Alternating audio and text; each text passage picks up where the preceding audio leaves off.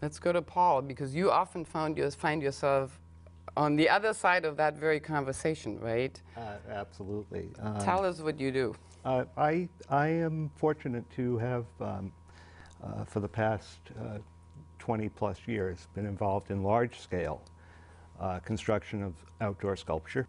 As we all know, Rhode Island was the home of the America's Cup for many, many years. And there were a number of large builders, America's Cup 12-meter yacht builders or marine builders, located in the area. However, when the America's Cup literally went south. To San Diego, right? Yes. These builders were left scuffling for work.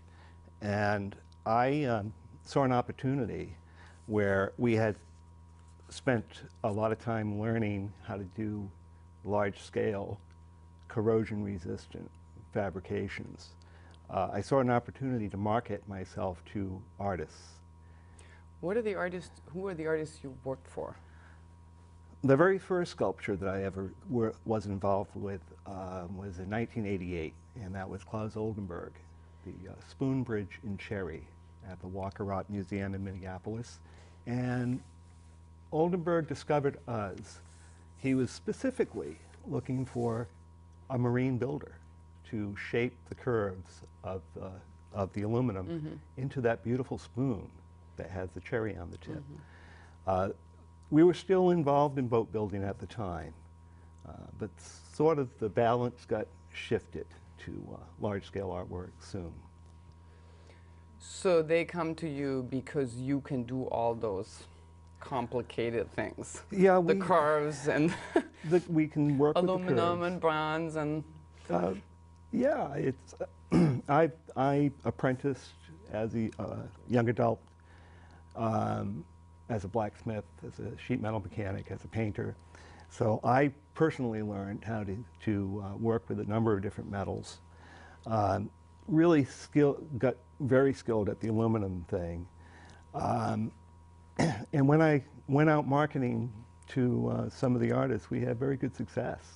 I followed up the Oldenburg with landing a project from the Roy Lichtenstein Foundation, and it was the biggest outdoor sculpture collection that they had ever commissioned.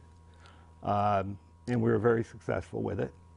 And I followed that up with a bronze by Martin Purrier that's at the Ronald Reagan Center in Washington, D.C.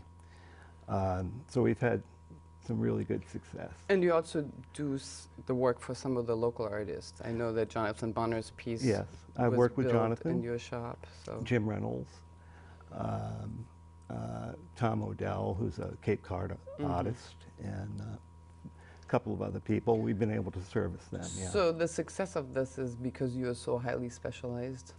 I think so. You know, we building America's Cup yachts is to a Lloyd's Registry of Shipping specification, which is extremely stringent. It requires strong, light, corrosion resistant.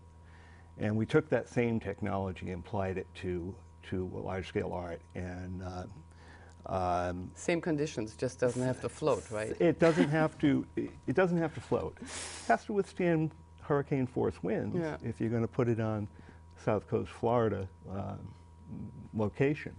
So there's some strength issues that you do concern yourself with, and those same techniques just carry over beautifully to the large-scale art.